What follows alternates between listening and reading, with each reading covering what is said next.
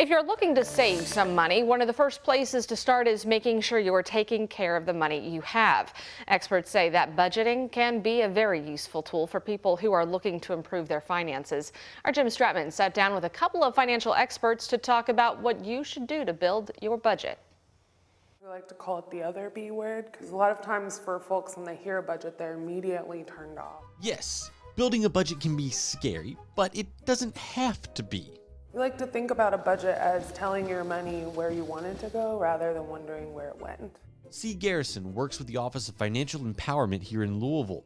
Her office is dedicated to helping people address their financial situations through education and programs that can teach them how to be better with their money.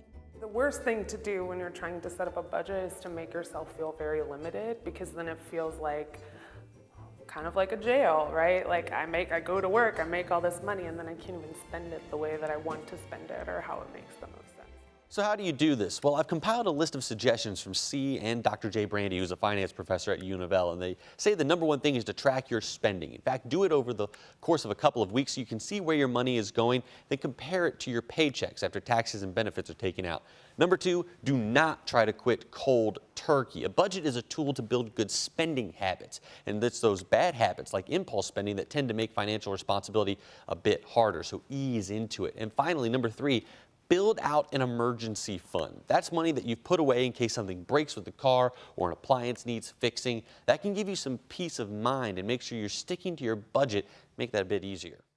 That's like priority one today. The emergency fund is something that everybody should have. And one last bit of advice, don't feel bad if you don't stick to your budget completely. Make sure you compare your budget every month to see how your spending changes and adjust it if you need to.